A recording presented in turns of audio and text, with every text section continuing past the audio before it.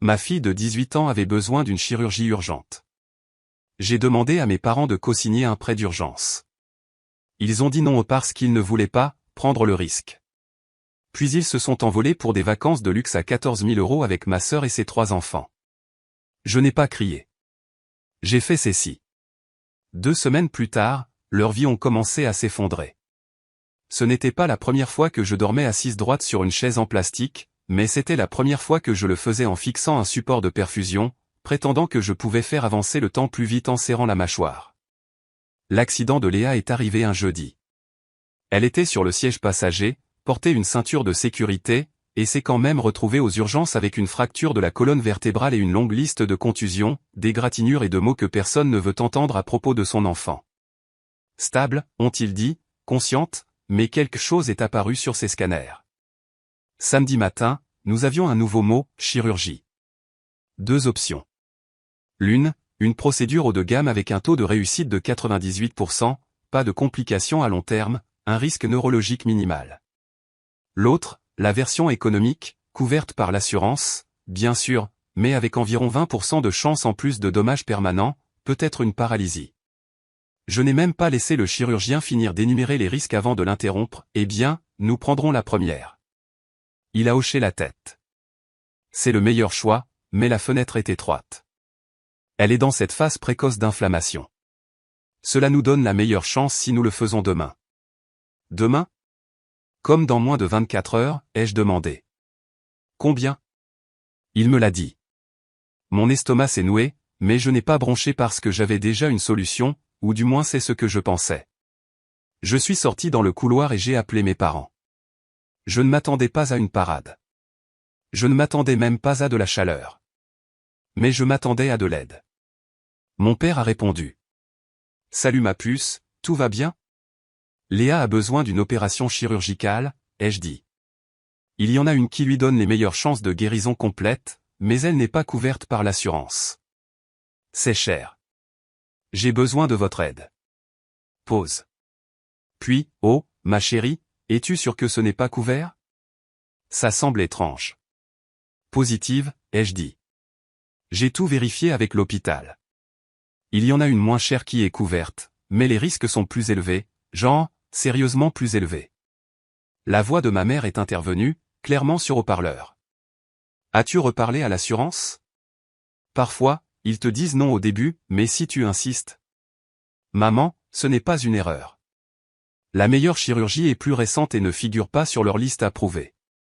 Je dois la payer de ma poche. Ils n'ont rien dit. Je ne vous demande pas de vider vos comptes, ai-je ajouté.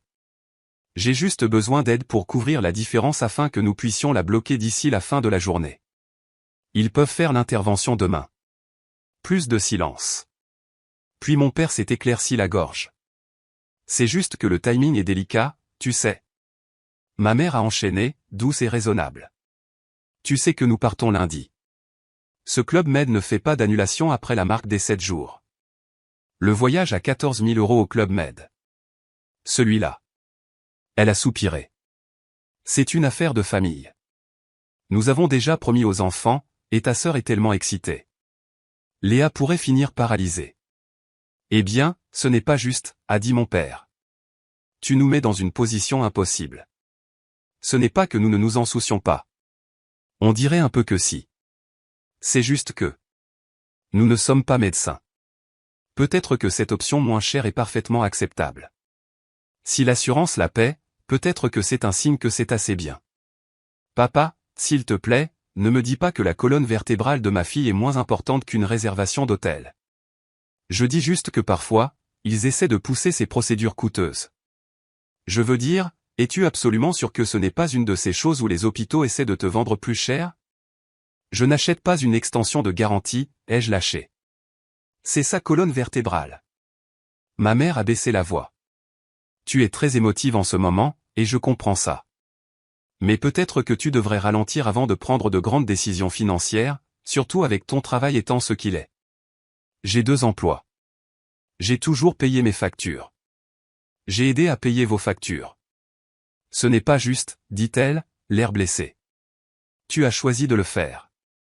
Je l'ai choisi parce que je pensais que vous feriez la même chose pour moi. Eh bien, si nous avions eu plus de temps pour planifier. Il n'y a pas de temps. Un autre silence. Je vois, ai-je dit. Donc la réponse est non. Nous ne pouvons tout simplement pas, dit doucement ma mère. Nous ne sommes pas en mesure de supporter ce genre de coûts financiers en ce moment. Compris. J'ai raccroché. Je n'ai pas pleuré. Je me suis assise sur le banc devant l'hôpital et, pendant 1 minute, j'ai juste regardé un pigeon boiter sur le trottoir. Je me souviens m'être demandé s'il avait un nom, s'il avait des parents, si ses parents auraient payé pour une opération chirurgicale s'ils le pouvaient. Puis je me suis levé, je suis retourné à l'intérieur et j'ai ouvert mon ordinateur portable. Le formulaire de prêt d'urgence n'était pas difficile, juste long.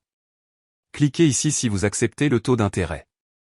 Cliquez ici si vous acceptez les conditions. Cliquez ici si vous n'avez plus d'options.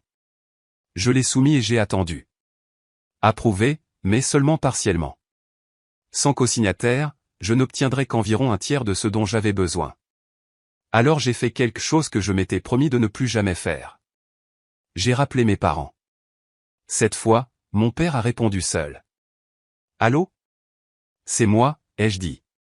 J'ai trouvé un prêt, mais j'ai besoin d'un cosignataire pour débloquer le montant total. Vous n'auriez pas à payer un centime, je m'occuperai de tout. Une autre pause. Ils étaient fort en pause. Écoute, ta mère et moi avons parlé. Nous ne sommes pas à l'aise de mettre nos noms sur des papiers financiers en ce moment, surtout avec toute l'incertitude de ces jours-ci. Tu veux dire une incertitude comme la moelle épinière de ta petite fille? Ce n'est pas si simple. Vraiment? J'ai eu des problèmes d'usurpation d'identité par le passé, ajouta-t-il. On ne sait jamais avec les prêteurs en ligne. C'est une banque, dis-je sèchement. Je suis désolé, dit-il. Vraiment. J'ai hoché la tête, même s'il ne pouvait pas me voir. Merci quand même. J'ai raccroché à nouveau. Cette fois, je ne me suis pas assise, parce que quelque chose en moi avait changé. Je n'étais plus seulement une mère en crise. J'étais une femme qui n'avait plus rien à perdre et une fille à protéger. Vous savez, ce moment où tout s'emboîte, où soudainement toutes les petites choses bizarres de votre passé s'alignent comme des pièces de puzzle et l'image que vous évitiez enfin vous regarde en face? Ouais, c'était moi dans la salle d'attente de l'hôpital, fonctionnant au café de distributeur automatique et à la fureur, réalisant que mes parents étaient exactement ceux qu'ils avaient toujours été. Je n'avais juste pas voulu le croire. J'avais l'habitude de dire aux gens que j'avais une famille normale. Pas parfaite, pas dramatique, juste normale. Vous savez, classe moyenne, émotionnellement constipée, portée sur les vacances économiques et l'agression passive. Nous avions beaucoup de règles en grandissant. Ne pas répondre. Ne pas pleurer en public. Ne pas s'attendre à des éloges pour avoir fait ce qu'il fallait. Cette dernière était une favorite. Mon père disait, on n'a pas de trophée pour être décent, ce qui est cocasse venant d'un homme qui m'a appelé un jour en sanglotant parce que son steak était trop cuit le jour de la fête des pères. Quoi qu'il en soit, j'étais la première née et le coup d'essai. Ma sœur, Manon, est arrivée 2 ans plus tard, et à partir de ce moment-là, je suis devenu le bruit de fond de son énergie de personnage principal. Elle a eu les nouveaux vêtements, les jouets améliorés. Quand j'ai demandé pourquoi elle avait la belle Barbie et moi celle avec le pied manquant, maman a dit, eh bien, nous sommes mieux lotis financièrement maintenant. Comme si 2 ans était un saut générationnel. Ce n'est devenu que plus évident en grandissant. Manon a eu des cours de danse privés et une fête pour ses 16 ans. J'ai eu droit à un sermon sur la gratitude et un pain au chocolat de station-service. Mais je ne me suis pas plainte. Je me suis dit, d'accord, peut-être qu'ils sont vraiment mieux lotis maintenant.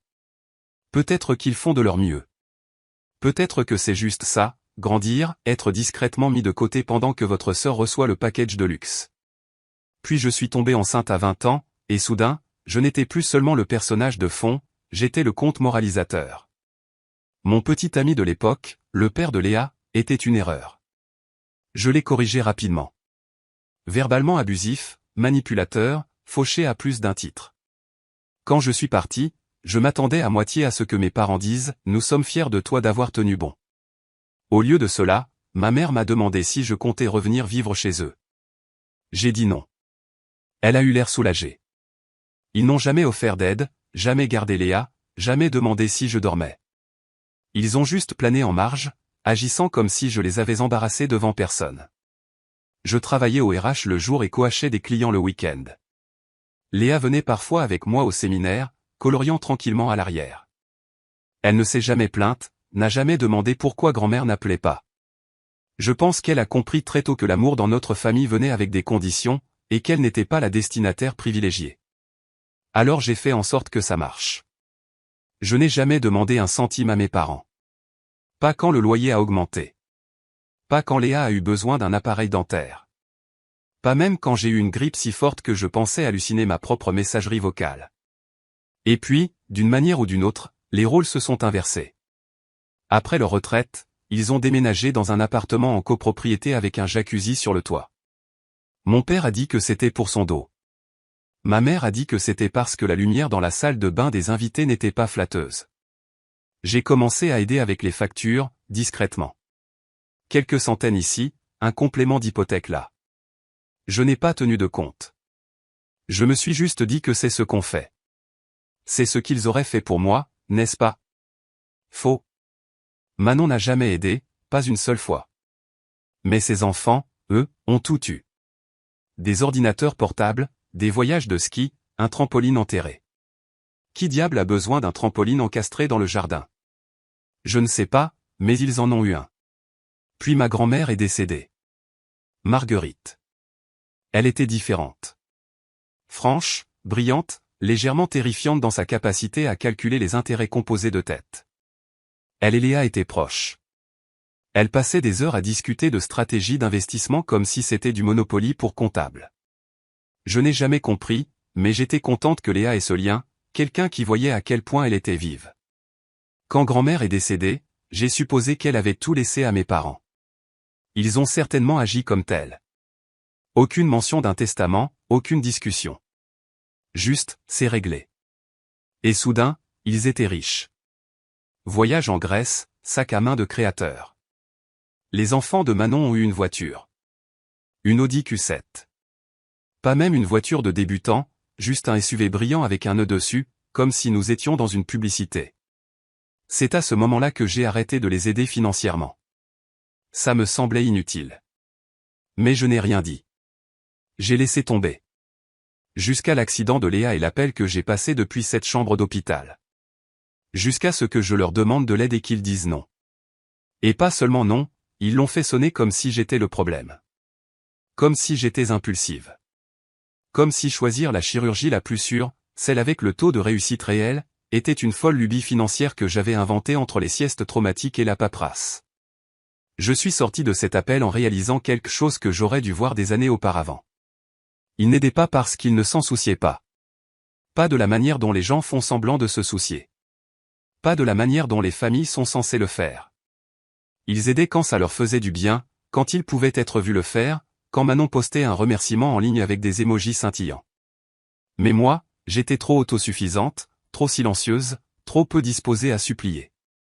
Et Léa, elle n'a jamais vraiment été la leur à leurs yeux. Pas comme les enfants de Manon. Pas comme ils voulaient que leur héritage ait l'air. Mais vous savez quoi? Léa n'a pas besoin de leur héritage. Elle a le sien. Et ils n'en font pas partie. Je crois que le pire, ce n'était même pas le deuxième, non. C'était ce qui est venu après. Ce silence de mort pendant que ma mère disait « Je suis désolée, ma chérie, vraiment. » Mais nous ne sommes pas à l'aise de lier notre nom à quelque chose comme ça. Quelque chose comme ça? C'est-à-dire sauver leur petite fille.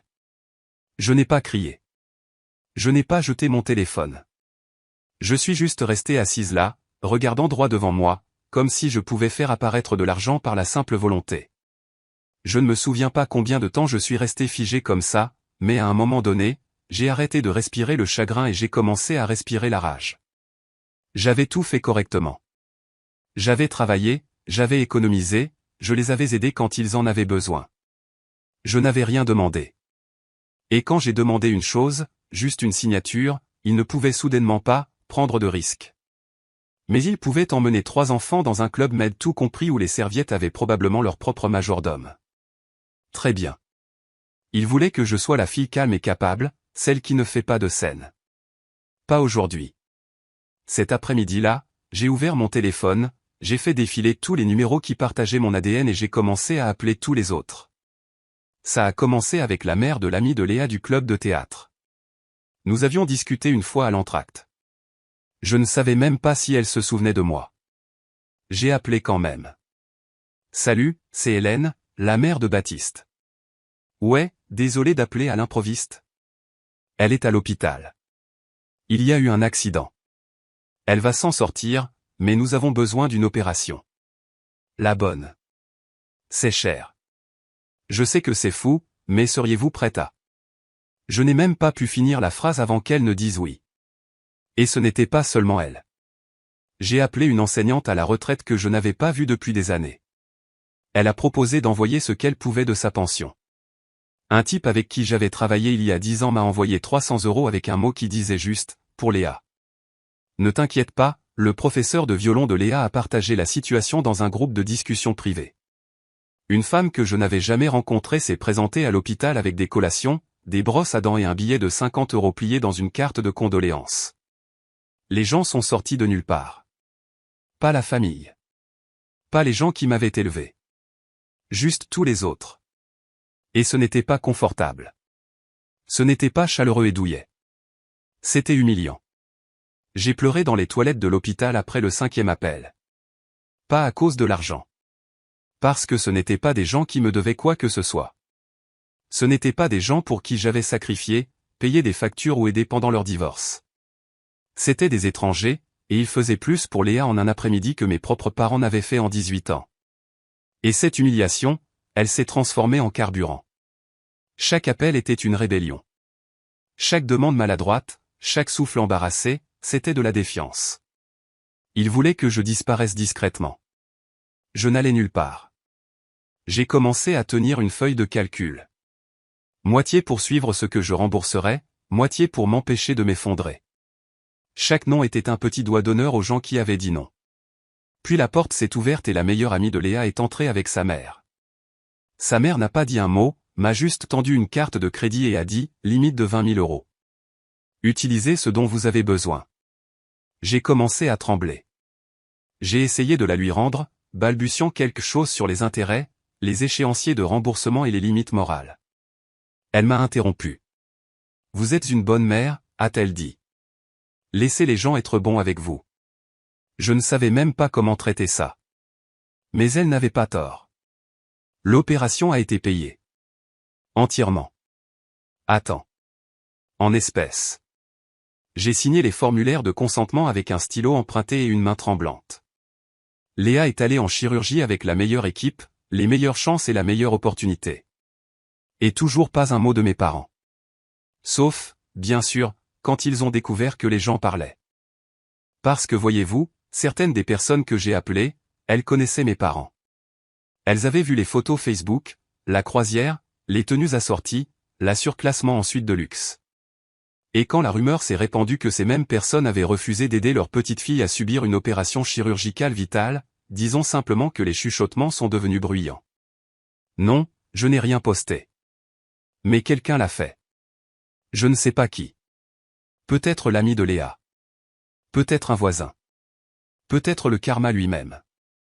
Tout ce que je sais, c'est que 3 jours plus tard, ma mère m'a appelé 6 fois de suite. Pas de message vocal, juste des sonneries sans fin. Mon père a envoyé un SMS, appelle-nous immédiatement. Je ne les ai pas laissés mariner. Je ne les ai pas laissés transpirer. J'avais des choses plus importantes à faire. Comme garder Léa en vie et debout. Et c'est alors que l'autre appel est arrivé. Pas d'un parent. Pas d'un ami. D'un avocat. Une voix que je n'avais pas entendue depuis des années. Amicale, familière. Salut Hélène, c'est Grégoire, l'avocat de Marguerite. J'ai entendu parler de Léa. Je suis tellement désolé. Mais puis-je te demander quelque chose? J'ai dit, bien sûr, me préparant.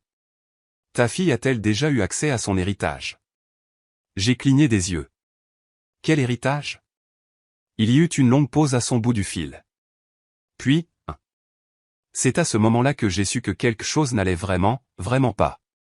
Je ne le savais pas encore, mais cet appel était la fissure qui a tout fait éclater. Et ce que j'ai trouvé en dessous m'a fait réaliser que mes parents ne m'avaient pas seulement manqué, ils avaient trahi ma fille de la pire manière imaginable. 2 semaines après l'opération, je me tenais de l'autre côté de la rue de la maison de mes parents, tenant l'enveloppe qui allait ruiner leur semaine, et peut-être leur vie. C'était en début de soirée, le soleil était assez bas pour m'aveugler à travers le pare-brise, mais je n'ai pas baissé le pare-soleil. J'aimais la piqûre dans mes yeux, ça m'empêchait de trop réfléchir. Ou peut-être que ça me distrayait juste de la nausée de Bagrade qui avait élu domicile permanent dans mon ventre depuis l'appel avec Grégoire. Ils devaient rentrer de leur croisière ce jour-là, une escapade côtière raffinée de 11 jours avec service de majordome et dégustation de vin au coucher du soleil. J'ai suivi le vol de retour comme si c'était un lancement de la fusée Ariane. Léa était assise à côté de moi sur le siège passager, ses jambes toujours immobilisées, des écouteurs dans les oreilles, faisant défiler quelque chose d'insignifiant. Elle n'a pas posé de questions. Elle savait pourquoi nous étions là. Je ne veux pas leur parler, dit-elle. Tu n'auras pas à le faire, répondis-je. Elle hocha la tête, puis marmonna, bien, et retourna à ce qu'elle regardait. 10 minutes plus tard, leur voiture s'arrêta. Ma mère sortit dans une robe de villégiature blanche et fluide, le genre de chose qui crie « Je passe de meilleures vacances que toi ». Mon père suivit, tirant une valise qui coûtait probablement plus cher que notre réfrigérateur. Aucun d'eux ne nous vit jusqu'à ce que j'ouvre ma portière. Ma mère se figea.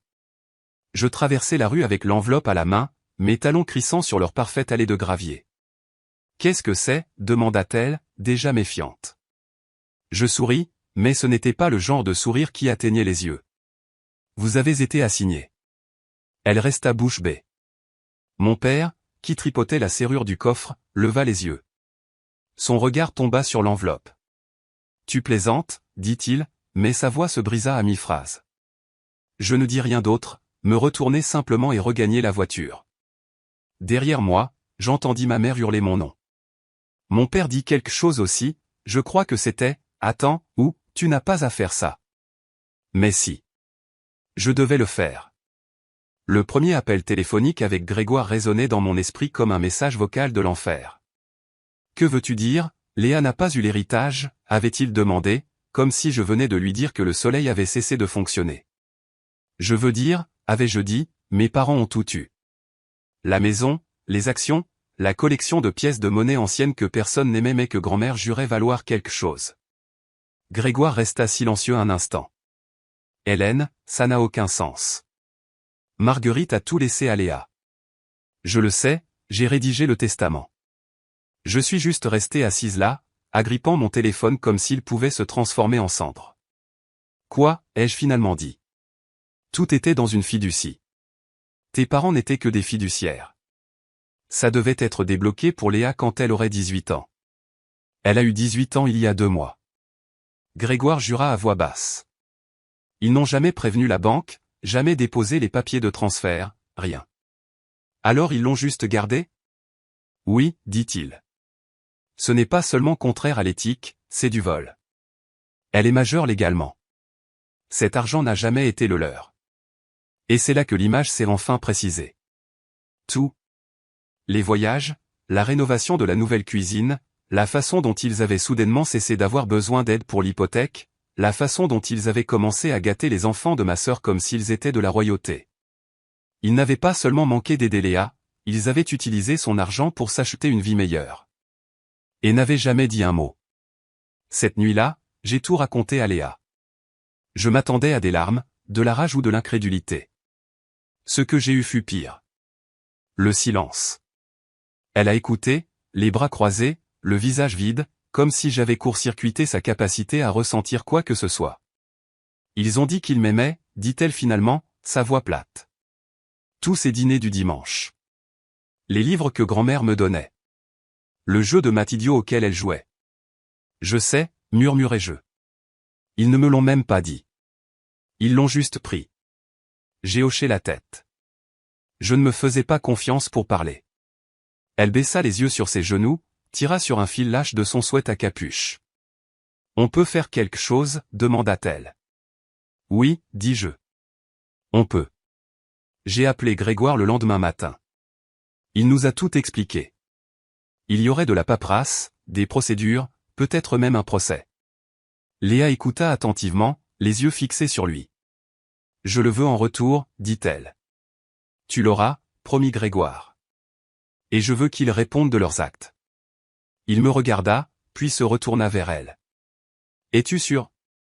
Une fois que ça commence, ça ne s'arrête plus. Léa n'hésita pas, ils ont fait des choix. Moi aussi. Les jours suivants furent un tourbillon de paperasse, d'appels, de signatures et de séances de stratégie.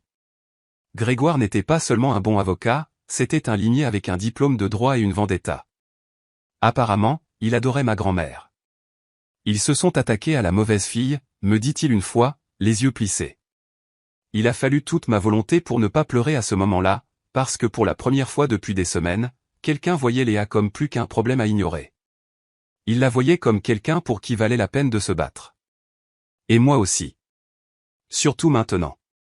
Parce que ce n'était pas seulement une question d'argent, ni même de trahison. C'était à propos de ce qui avait failli arriver, ce qui aurait pu arriver, parce que mes parents ne pouvaient pas se donner la peine de dire la vérité.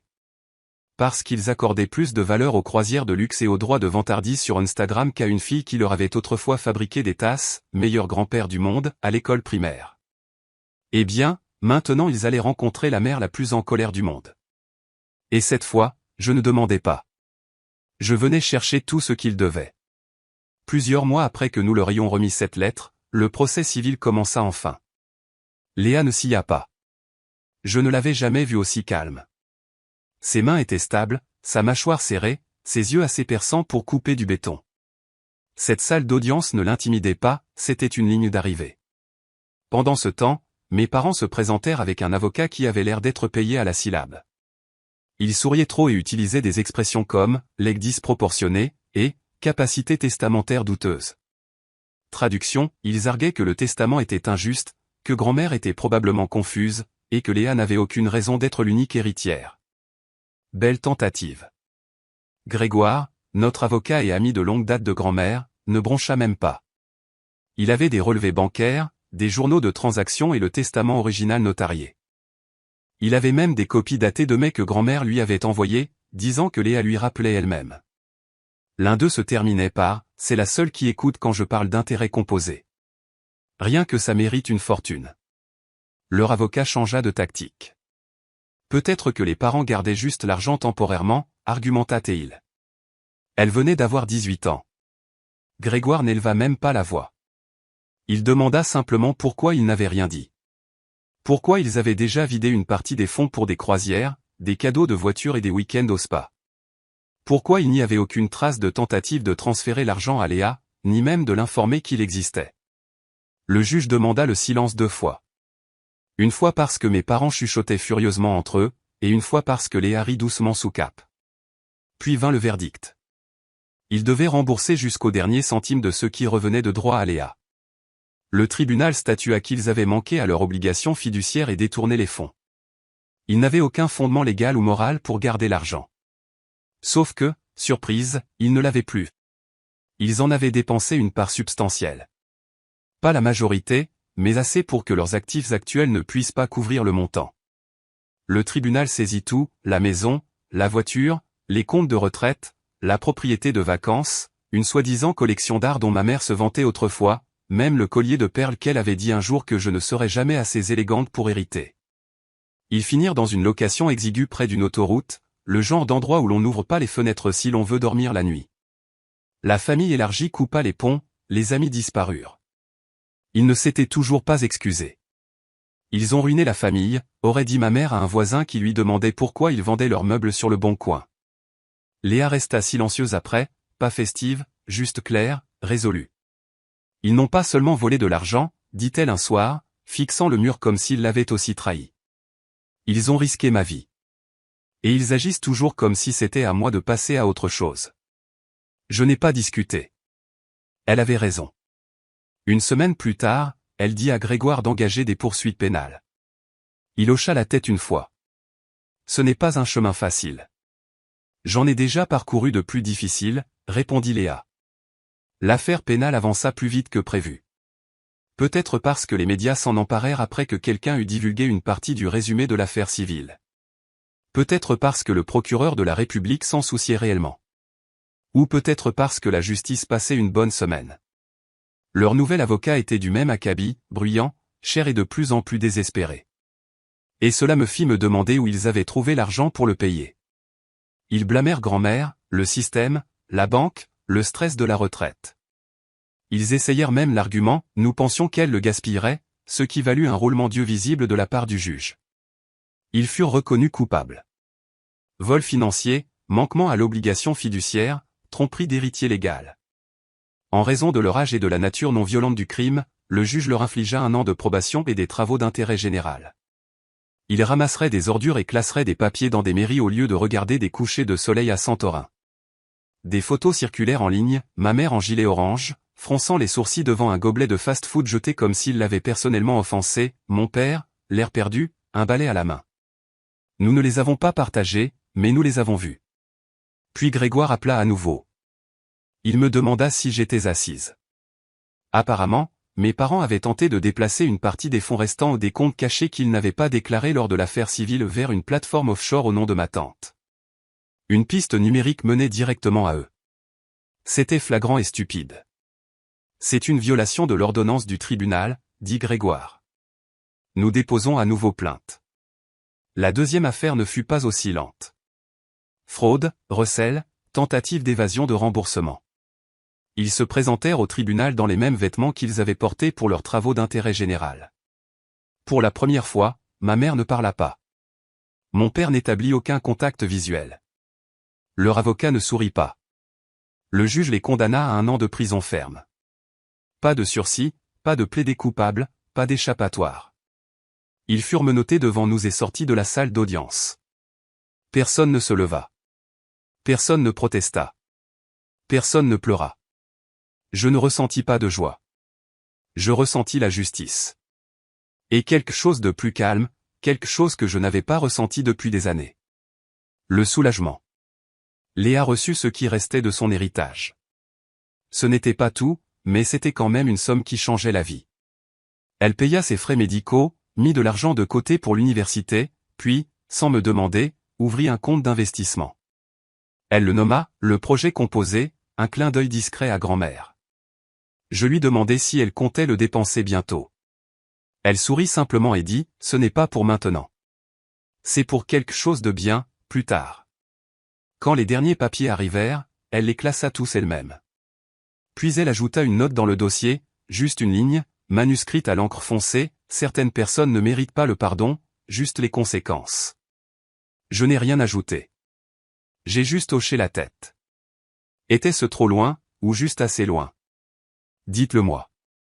Quoi qu'il en soit, abonnez-vous, sonnez la cloche et restez.